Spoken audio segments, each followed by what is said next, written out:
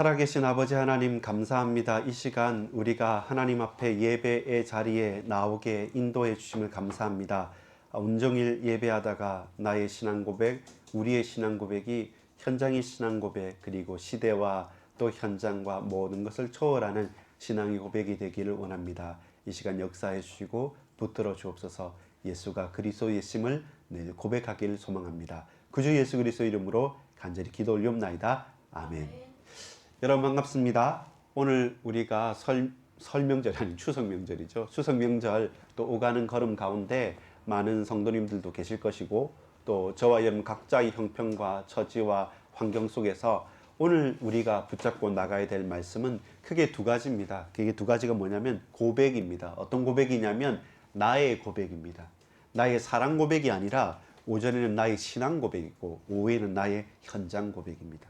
우리가 어떤 신앙 고백이 하나님께서 받으실 만한 고백이 되고 또 저와 여러분이 어떤 현장의 고백이 실제로 우리의 가정과 가문과 현장과 교회를 변화시키는가라는 사실에 대해서 분명히 깨닫고 알고 나가는 것이 무엇보다도 중요하기 때문에 누가복음을 보는 가운데 베드로와 그리고 바울을 놓고 바울의 현장 고백이 어떠하였고 베드로의 신앙 고백이 어떠하였는지를 알고 예수님의 공생애와 예수 그리스도의 십자가와 부활을 앞두고 저와 여러분 반드시 고백해야 될 것들, 그것을 살펴보도록 하겠습니다. 따라합시다. 나의 신앙 고백, 나의 현장 고백.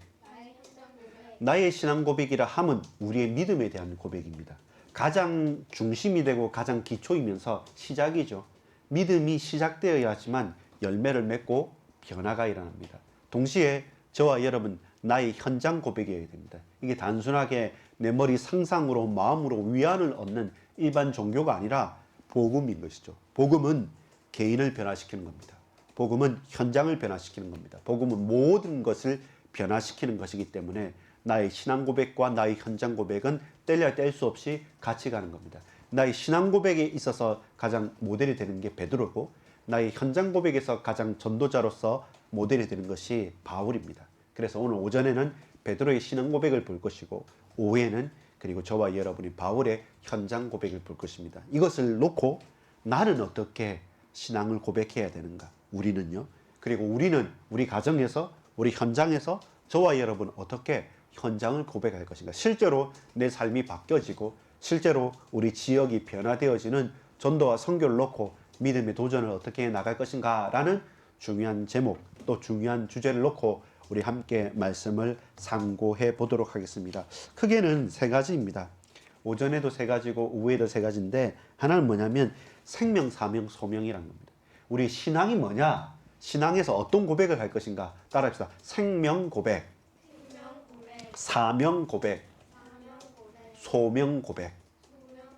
생명 고백이라는 것은 무엇입니까? 내가 구원받았다는 고백이 없으면 어떻게 그것이 신앙이 되겠습니까?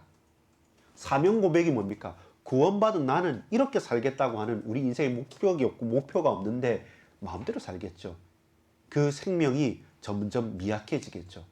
과거에 아련하게나마 나 구원받았지 라는 것만 생각해서 그 삶이 유지되냐면 그렇지 않습니다. 신앙 고백은 늘 새롭게 매일마다 고백되는 것이고 마찬가지로 그 가운데 다른 사람이 아닌 나를 부르셨다는 나의 소명에 대한 고백이 있기를 간절히 소망합니다. 여러분 이번 주 우리 추석 명절이지 않습니까? 우리 갈 때도 한 8시간 가까이고 올 때도 이렇게 저렇게 합치면 10시간 가까이 운전을 하고 차들이 많이 밀렸던 거 여러분 봤죠? 중간에 언제 제일 가슴이 뻥 뚫렸습니까? 예, 버스 전용차로. 우리는 가족이 대가족이고 큰 차기 때문에 버스 전용차로를 갈 때, 그때 놀랬습니다. 다 멈춰 있는데 나만 쫙 간단 말이죠. 그때 와 기분 좋다라고 하는데 근데 얼마 가지 않아요. 모든 것이 버스 전용차로는 아니에요. 우리 인생에 있어서 똑같습니다. 오늘 베드로가 신앙을 고백하는 전용 차선을 탈 때가 있습니다. 예수 그리스도 앞에서 주는 그리스도시여 살아계신 하나님의 아들이십니다 라고 하는 진짜 생명에 대한 고백을 할 때가 있습니다. 또한 베드로에게 있어서 예수님께서 그를 특별히 택하여 부르십니다. 뭐라고 부르십니까? 너는 더 이상 어부가 아니다. 평생을 어부로 살았는데 어부가 아니라 뭐라고 말합니까? 사람 낚는 어부로 다시금 거듭나게 하시면서 이제부터는 물고기가 아닌 사람을 낚아라. 이제부터는 물고기를 얻는 사람이 아니라 낚는 어부가 아니라 생명을 구원하는 사람 낚는 어부로 살아라 라고 그에게 사명도 주시고 특별히 소명도 주십니다. 그러면서 11제자가 다 나와서 마태복음 28장에 보면 모두가 나왔을 때 의심하는 사람도 있는 그때에 그들을 부르시고 승천하시는 그날 바로 그때 그에게 그 모든 백성에게 오늘 우리에게까지 천하 만민에게 복음을 전하라고 땅끝까지 이르러 내 이름을 증거하라는 그 대위임령 세계복음화의 비전을 또한 우리에게 허락하시는 겁니다. 그것이 우리의 무엇입니까? 따라합시다. 생명, 사명, 소명. 예, 가장 중요한 핵심이죠. 이것이 무엇입니까? 따라합시다. 나의 신앙 고백. 자, 우리가 신앙을 고백할 때 해야 될 것은 다른 거 아니에요. 예수님이 나의 구주시다. 그리스도 예수와 함께 나는 죽었고 그리스도 예수와 함께 나는 살았습니다. 라고 하는 생명에 대한 고백이 있고요. 그 가운데 나는 전도자로 선교사로 살겠습니다. 내가 앞으로 어떤 직장과 직업을 가지고 어느 지역 현장에 살든지 그곳에서 나는 전도자로 살 겁니다. 선교사로 살 것입니다. 나는 복음 전하겠습니다. 나는 어떠한 일로 생명 전하겠습니다. 라고 하는 우리의 사명이 있고 그 가운데 여러분 좀 고민될 때 있지 않습니까? 흔들릴 때 있지 않습니까? 어려움 만날 때 있지 않습니까? 저도 여러분도 있지 않습니까? 우리가 이 반석교회, 개척교회에 어제 할아버지도 그러죠. 그 4층에 사람들 오겠나 이렇게 걱정하고 염려해 주시죠. 할아버지도 산불 조심 이렇게 치료 사업하면서 그 세밀적 교회로 보내기도 하십니다. 조금이라도 도움되면 좋겠다고. 그래서 저와 여러분이 이 교회 부족해 보이고 연약해 보이지만 그럼 그것은 껍데기 건물이죠. 그 신앙의 중심은 뭐겠습니까? 우리 모두가 우리 가족들이 비록 적게 모였지만 그러나 영원의 시간표를 놓고 예수님은 그리스도지 않느냐. 많은 대단하고 놀라운 것이 있지만 우리 교회에서는 예수님이 그리스도라는 이 생명을 전하겠다.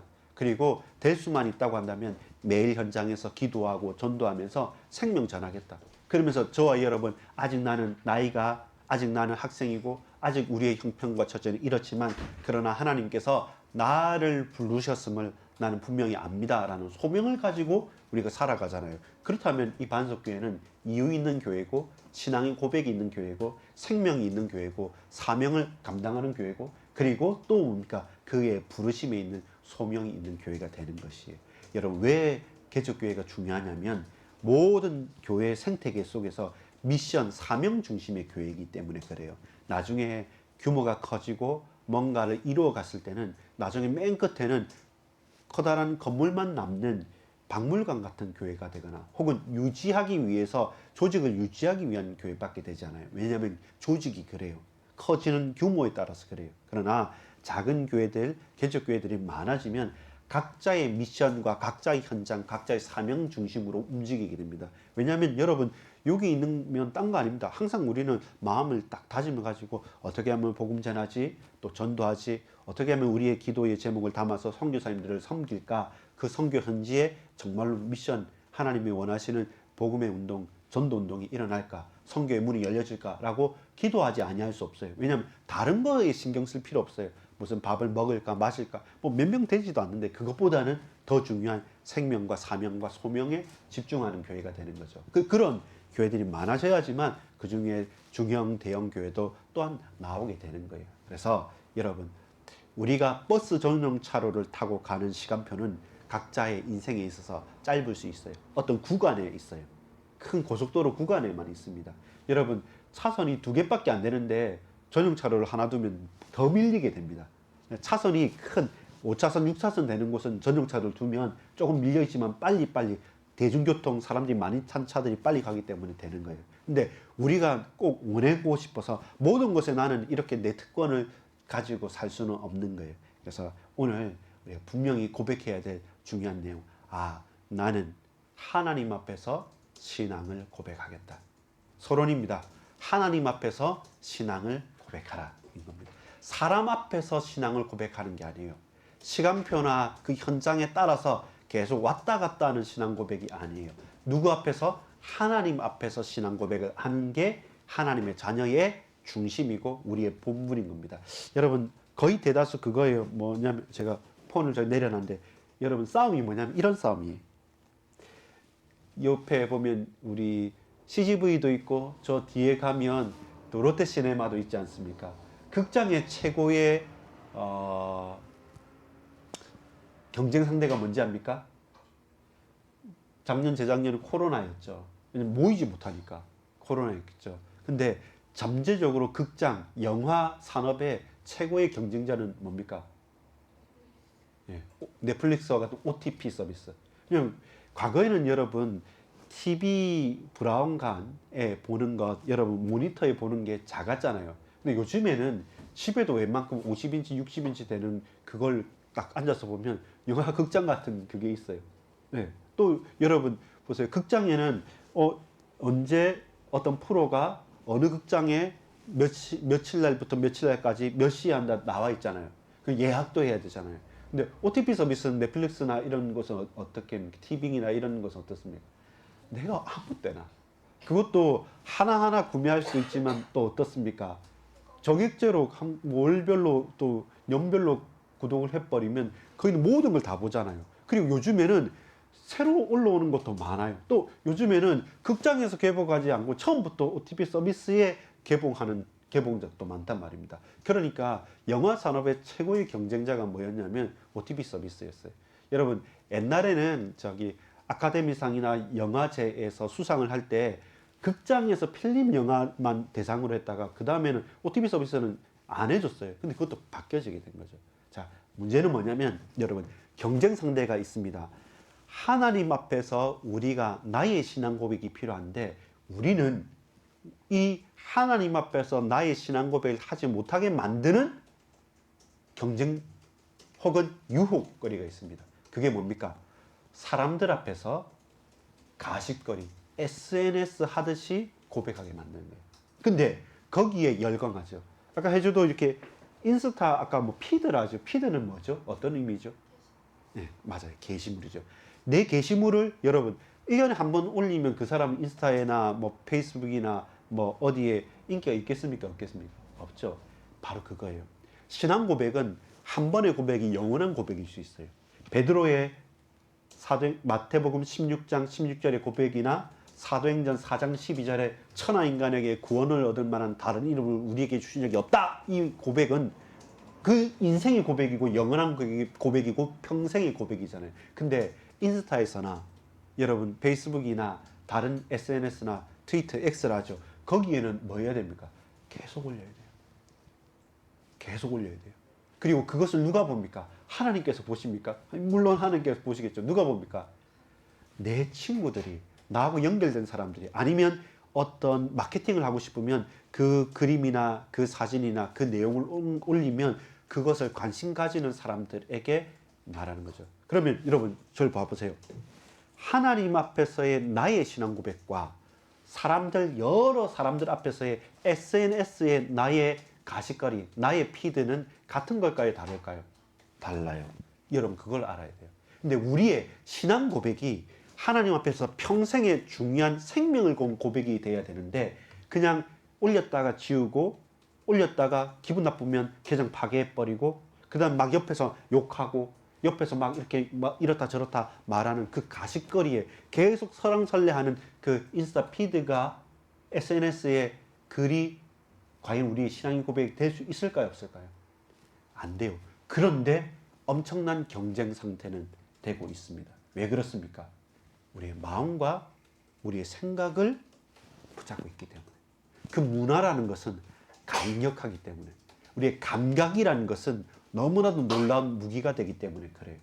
사람이요, 신앙 고백도 감정적입니다. 왜냐하면 하나님께서 우리 인간을 감정을 가지고 본능을 가지고 육신을 가진 존재로 하나님 형상으로 만들어 주셨기 때문에 우리가 그 감정을 가지고 하나님을 뜨겁게 사랑하고 또 불쌍한 사람들은 연민을 느끼고 눈물을 흘리고 혹 내 마음속에 양심을 가지고 죄악에 대한 또 죄책감을 가지고 혹은 어떤 때는 의분을 가지고 분노를 하면서 맞서 싸우기도 하는 이런 감정들을 하나님 아닌 다른 우상에 던진다.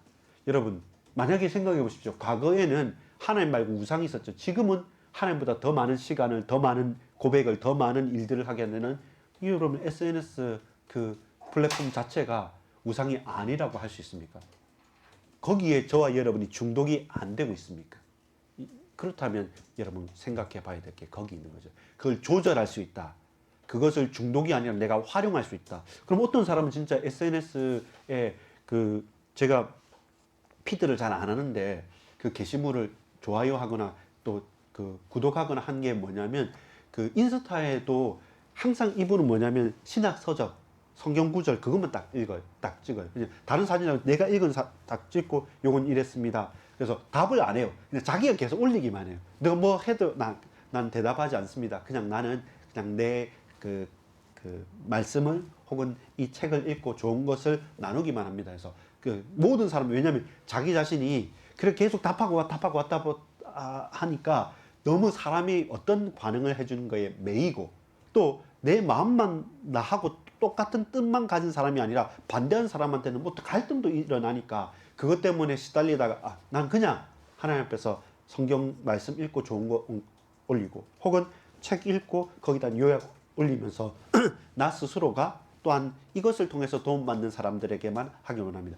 자기 자신이 조절을 하거나 그걸 끊어버리지 못하면 결국 그것은 우상 숭배가 되고 또한 거기에 매이게 되는 것이죠. 이걸 저와 여러분이 잘 봐야 됩니다. 나의 신앙 고백입니다. 다른 사람들에게 보여지기 위한 나의 가십거리, 나의 자랑이 아닙니다. 나의 신앙 고백입니다. 내 가장 숨기고 싶고 가장 연약한 부분을 드러내서라도 나의 온전하시고 완전하신 그리스도를 높여야 되는데 나의 모든 약한 부분, 나의 안 좋은 핸디캡은 다 감싸고 더 이쁜 것, 더 좋은 것으로 치장해서 여러분 그런 것도 있다고 했습니다. 어떤 사람은 뭐 1등석 사진 찍었잖아요. 근데 알고 보니까 그냥 살짝 거기 가서 앉아서만 찍고 그 다음에 저 이코노미석으로 가고 큰 좋은 차 이렇게 했는데 그것도 렌트만 해가지고 내가 저 차 키에 딱 해서 내 차처럼 이렇게 하고 전부 다 거짓과 허영과 껍데기에 숨겨진 그것은 우리의 고백일 수 있을까요? 아니죠. 그건 진짜 내가 아니잖아요. 우리의 신앙 고백은 참된 나, 진짜 나를 찾아가야 돼요. 근데 거기에서 진짜 나를 찾지 못하면 사람들 앞에서 보여지는 것 때문에 가짜인 나를 아닌데 믿는 것처럼 없는데 있는 것처럼 그러면서 진정으로 신앙 고백만 하지 못하도록 만들어가는 거예요. 그걸 문화와 세상의 중독과 우상 숭배가 바로 그런 거예요. 그렇다면 누굽니까? 바울과 베드로는 가장 연약하고 가장 핍박받고 가장 힘들었어요. 그러나 그는 평생의 신앙 고백을 했고 반대로 저 로마의 군대 장관들 또 헤롯 대왕이나 여러분 뭐 여러 가지 군인들이나 종교 지도자들은 좋은 옷도 입고 또 힘도 가지고 예수님을 채찍질하기까지 만들면서 내가 힘이 있다고 했지만 결국 그들은 다 쓰러지고 다 무너질 수밖에 없는 것이죠. 본론입니다. 자, 그렇다면 나의 신앙 고백의 첫 번째입니다. 따라합시다. 나의 생명 고백.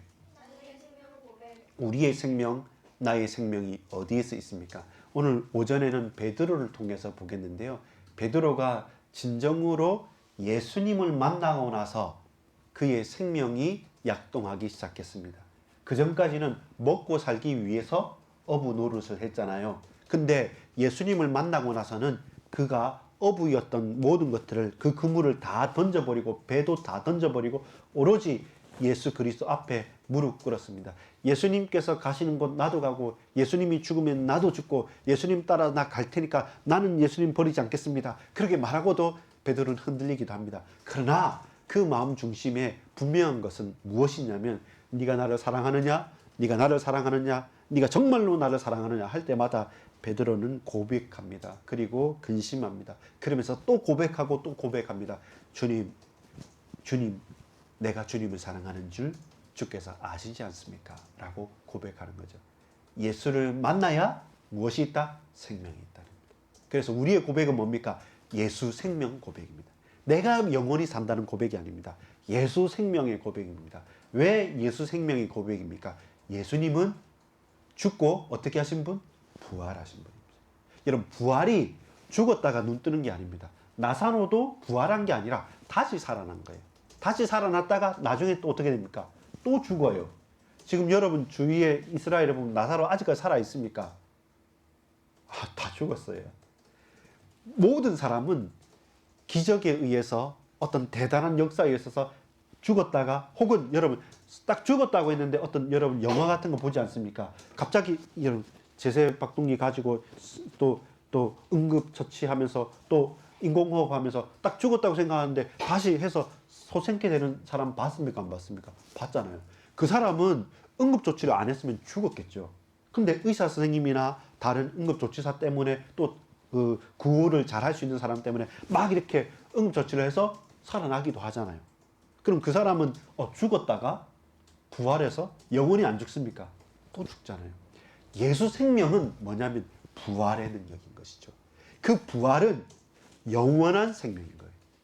다시 살아났다 다시 죽는 것이 아니라 나의 생명은 예수의 생명인데 그 생명은 부활의 생명입니다. 영원한 생명입니다. 우리는 한 번 죽습니다. 그러나 거듭난 자, 육신에 한 번 죽지만 영적으로 죽고 다시 거듭난 저와 여러분은 우리의 영혼은 영원히 사는 거죠. 천국과 지옥에서 영원히 사는 겁니다. 육신의 몸은 앞으로 다시 오실 그때 영원토록 영화로운 존재로 바뀌어질 겁니다. 그러나 이 땅에서 우리가 거듭나고 그리스도 안에서 죽고 십자가에 죽고 그리스도 안에서 다시 살아난 저와 여러분은 육신은 허물어지겠지만 우리의 영혼은 어떻다? 영원히 사는 겁니다. 그래서 영원한 지옥과 영원한 천국이 바뀌어지는 거죠. 그래서 부활은요, 여러분 육신적으로 다시 살아나는 것만을 말하지 않습니다. 부활은 부활체, 우리가 상상할 수 없는 예수님께서 첫 부활의 소망의 열매가 되셔서 예수님께서 다시 나타나셨잖아요. 앞으로 우리도 부활의 때 그와 같이 영화롭게 되어지는, 그래서 나의 생명은 영원한 생명이고 그리스도와 함께 죽고 그리스도와 함께 살아난 부활의 생명이 되는 겁니다. 그래서 따라합시다. 주는 그리스도시요 살아계신 하나님의 아들이십니다. 하나님만 부활의 생명이 되기 때문에 그래요. 하나님께서만 부활의 생명이 되신 예수 그리스도를 보내셨기 때문에 그렇습니다. 하나님께서만 이 예수 그리스도를 보내셔서 저와 여러분이 예수 그리스도를 믿고 구원받아서 우리가 하나님의 자녀로 영원토록 천국에서 살 수 있도록 부활의 축복을, 그 증거를 먼저 주신 겁니다. 따라합시다. 나의 생명은 부활의 생명이요 영원한 생명입니다. 그걸 누가 고백했다고요? 베드로가 고백한 거예요. 그 다음에 오늘 저와 여러분도 나의 생명의 고백이 필요한 거죠. 여러분 두려울 때가 있지 않습니까? 근데 그 두려움은 없어져요. 제일 큰 두려움이 뭡니까? 죽음에 대한 두려움입니다. 죽을 것 같아요. 근데 우리는 죽고 끝납니까? 아니죠. 우리는 부활의 생명을 가졌어요. 그래서 순교도 한 거예요. 그래서 핍박도 달게 받았던 거예요. 저자들이 나를 죽이면 끝나는 것처럼 보이지만 그들은 죽어도 나는 죽고 다시 부활할 것이라는 그 생명의 고백이 있었던 거예요. 그걸 여러분 우리의 현장에 더 구체적으로 적용시켜 갈 필요가 있어요. 여러분 어려운 문제나 사건이나 일들을 만날 때마다 나는 부활의 생명을 가진 자, 나는 흔들리지만 꺾이지만 꺾을 수 없고 흔들리지만 멸망하지 않는 예수의 생명을, 예수의 부활을 체험한 자, 나 또한 영원한 생명 속에 속한 자, 이것을 가지고 저와 여러분이 가는 거죠. 두 번째 고백입니다. 따라합시다. 나의 사명 고백. 이 신앙은 제일 중요한 생명에서부터 시작하죠. 어떤 예수 그리스도의 생명에서부터. 그러면서 예수님께서 우리에게 주신 사명이 있는 겁니다. 그것을 어떻게 베드로가 잘 받았어요. 우리의 과거와 현재가 완전히 새로워지는 겁니다. 그 사람이 어부인 것은 사실입니다. 그러나 이제는 더 이상 물고기를 낚는 어부가 아니라 마태복음 4장 19절에 어떤 어부로 바뀌었습니까? 내가 너로 말미암아 뭐? 사람 낚는 어부. 이제 사람 낚는 어부는 뭡니까? 사람을 낚아서 죽이겠다 먹자가 아니라 구원한다는 말이죠. 물고기처럼 제 갈 길을 알지 못하고 마음대로 이리저리 왔다 갔다 하는 그 사람들을 예수님께서 뭐 하셨냐면 모범을 보여주셨어요. 예수님께서 뭐 하셨습니까? 예수님께서 공생의 가운데 하신 일이 다른 거 아닙니다. 첫 번째, 치유사역. 병든 자, 눈먼 자, 가난한 자, 핍박받는 자, 모든 연약한 자들을 치유하셨었어요. 육신의 치유, 정신 치유, 마음의 치유, 모든 치유를 해주셨고, 두 번째 뭐 하셨습니까? 귀신을 내어 쫓으셨습니다. 영적인 모든 흑암의 권세를 꺾으셨습니다. 세 번째 뭐가 했습니까? 하늘과 땅과 바람을 잠잠케 하셨습니다. 여러분, 우리에게 동일하게 이런 사명을 주셨어요. 우리가 따라서 나는 예수 그리스도의 사명을 받은 그리스도의 제자입니다. 그렇죠? 예수님께서 우리에게 사명을 주셨습니다. 어떤 사명을 주셨냐면 예수님께서 하시는 일을 우리가 그대로 이어달리기를 하고 우리가 위임을 받아서 우리가 제자로서 그 모범을 따라서 스승을 따라서 우리가 그 일을 합니다. 그 일이 어떤 사역이라 했습니까? 치유사역, 그리고 마귀를 사단의 귀신을 꺾는 영적인 축사의 사역, 그리고 뭡니까? 이 자연, 이 세상을 향해서 극복하라고 초월의 사역입니다. 이것이 예수님께서 하셨던 일이고 동일하게 예수 이름으로 제자들에게 주신 모범을 보여주신 겁니다. 그래서 기도하고 현장에서 전도하고 그리고 말씀 속에 거하라고 말씀하셨던 겁니다. 베드로는 그래서 나는 더 이상 물고기 낚는 어부가 아니라 이제는 사람 낚는 어부로 나의 정체성과 나의 사명은 바뀌었다는 겁니다. 혜주는 뭐하고 살고 싶습니까? 혜경이는 뭐하고 살고 싶습니까? 혜민이, 혜은이와 저는 뭘 하고 살아야 됩니까? 열심히 공부도 해야겠지만 그 목적이 무엇입니까? 돈을 많이 벌어야겠지만 그 벌어서 뭐 하겠습니까? 우리가 건강해야겠지만 과연 건강하게 악을 행하고 살아야 되겠습니까? 우리는 무엇 때문에 삽니까? 라고 예수님께서, 부활하신 주님께서, 주의 성령께서 지금 내 마음속에 질문을 던져줄 때마다 저와 이는 고백하는 것이죠. 굳이 나는 무엇 때문에 이곳에 있는가? 라는 나의 사명 고백. 결국 뭡니까? 하나님의 사람으로 사람 살리는 것이 나의 사명입니다. 따릅시다. 나는 생명 살리는 사명을 감당합니다. 나는 그리스도의 제자입니다. 이 우리의 사명이죠. 결국 왜 생명을 나에게 주셨습니까? 이 생명 없는 자들에게 우리가 받은 이 생명, 예수의 생명을, 예수의 복음을 그들에게 전하라는 것이 우리의 사명인 것이죠. 물고기는 잡아서 먹는 거지만 흩어져서 갈 길을 알지 못하고 흩어진 저 물고기와 같은 사람들은 건져서 살려주라는 거죠. 죄악과 저주와 멸망에서 살려주라는 겁니다. 세 번째입니다. 따라합시다. 나의 소명 고백. 이 부분은 오늘 본문에 읽었던 마태복음 28장에도 나오지만 사실은 요한복음 21장에 더 잘 나오죠. 어떤 소명입니까?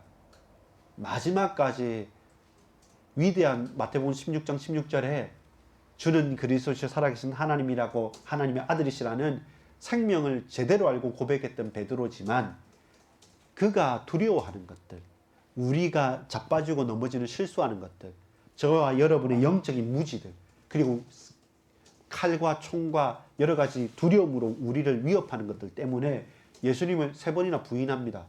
그리고 예수님을 저주하기도 합니다. 그 낙심거리를 가지고 또 떠나고 도망가고 회피합니다. 우리가 늘 그래요. 뭔가 하고 싶을 때 도전했다가 잘 안 되거든요. 그럼 또 낙심합니다. 또 피합니다. 그리고 다음에 또 한번 해보려고 합니다.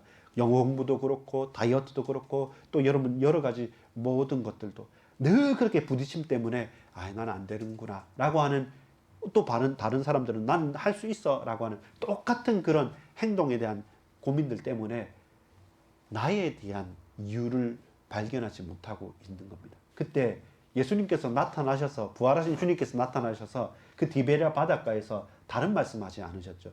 항상 베드로하고는 관계된 게 뭐냐? 물고기와 관계됐어요. 왜? 어부니까.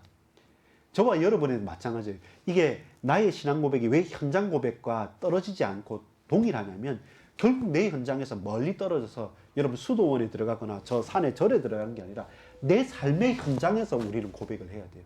그래서 베드로 또다시 물고기 잡으러 갔을 때 그때 예수님께서 부활하신 주님 나타나셔서 물고기 잡아봤니? 라고 할 때 한 마리도 못 잡았습니다. 저기 내려봐. 내가 한 마리도 못 잡았지만 말씀을 의지해서 잡겠습니다 해서 우편 오른쪽으로 물고기 던지니까 153마리나 되는 물고기를 취하게 됐죠. 그러면서 고백한 게 뭐였습니까? 베드로 무슨 고백합니까? 주여 나는 죄인입니다. 나를 떠나소서. 우리 오전에 죄에 대한 민감성이 있어야 된다 했죠. 마찬가지예요. 이건 내가 실수했다. 내가 뭔가 잘못했다가 아니라 나는 본질적으로 예수가 없으면 죄 지을 수밖에 없고 예수가 없으면 죽을 수밖에 없고 예수가 없으면 나는 아무 사명도 없는 내 맘대로 아무 무능력한 사람이다. 근데 이런 무능력한 나를 다시 찾아오셔서 너 나 사랑하니? 너 정말 나 사랑하니? 라고 물으시면서 또 물으시고 또 물으시고 참고 나를 사랑하시면서 결국에는 뭐? 어린 양을 먹이라고. 어린 양을 치라고 내게 다시금 소명과 사명과 생명을 회복하게 하시는 분이 누구시냐? 부활하신 주님이시라는 겁니다. 오늘도 우리가 성령 안에서 붙잡고 나가야 될 것이 뭡니까? 나의 소명 고백입니다. 따라합시다. 나의 소명 고백. 예수님, 따라합시다. 예수님, 주님만 사랑합니다.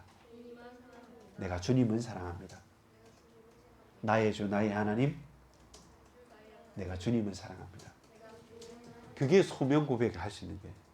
진정으로 하나님의 사랑을, 하나님의 은혜를 받은 사람이 하나님을 믿고 하나님을 섬길 수 있는 거예요. 그리스도 예수 안에서 거듭난 자, 예수 그리스도의 생명을 소유한 자만이 정말로 그 고백 가운데 열매 맺을 수 있는 겁니다. 여러분, 누가복음을 계속 하다가 또 이번 추석 명절도 있고 다시 한번 좀 고백해야 될 게 있었습니다. 늘 저에게 있어서 항상 중간중간만 고백하는 게 뭐냐면 이거였어요. 생명, 사명, 소명. 베드로라는 인생을 붙잡았을 때, 저와 여러분 나의 인생을 붙잡았을 때 결국 나는 구원받은 하나님 자녀여야만, 또 내게 맡겨진 사명을 위해서 달려가는 것이지 내가 하고 싶고 다른 사람이 원하는 그 SNS상에서 발견되어지는 그 거치장거릴 게 아니라는 겁니다. 그리고 중요한 것은 이런 낙심과 문제와 사건 속에 있는 저와 여러분을 지금도 부활하신 주님께서 부르셔서 혜은아, 혜민아, 혜주야, 혜경아, 누구누구야, 너 나를 사랑하니? 라고 다시금 저와 여러분을 회복해 하시는 그런 소명을 고백하게 만드시는 겁니다. 이것이 누구의 신앙 고백입니까? 나의 신앙 고백입니다. 생명, 사명, 소명. 나의 신앙 고백을 고백하십시오. 서론적인 부분은 뭐였습니까? 하나님 앞에서 내가 신앙 고백해야 된댔죠. 결론 맺겠습니다. 나 스스로 나의 신앙 고백을 고백하라. 이게 결론입니다. 여러분, 다른 사람 앞에서 아닙니다. 또 다른 어떤 환경이 아닙니다. 하나님 앞에서 나는 매일 나 스스로 나의 신앙을 고백합니다.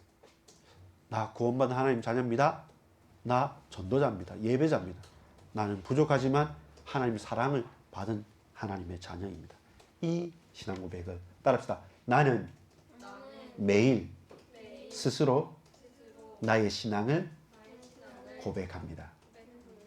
요 실천을 해 가십시오. 여러분, 오늘 이 시간 이후로 여러분의 가장 기쁜 시간, 가장 좋은 시간마다 나는 매일마다 하나님 앞에서 나의 신앙 고백을 나 스스로 합니다.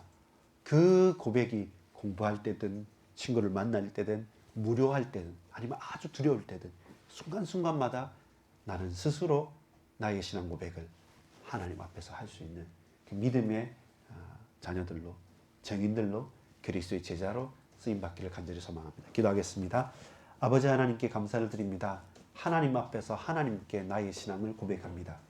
나의 신앙 고백이 곧 생명의 고백이고 사명의 고백이고 소명의 고백임을 믿습니다. 이제 베드로를 베드로 되게 만드셨던 것처럼 그 반석 위에 예수님이 그리스도라는 고백을 하셨던 것처럼 이제는 나의 신앙 고백이 매일마다 스스로 나의 현장에 고백되어지기를 소망하오니 주님 역사해 주옵소서.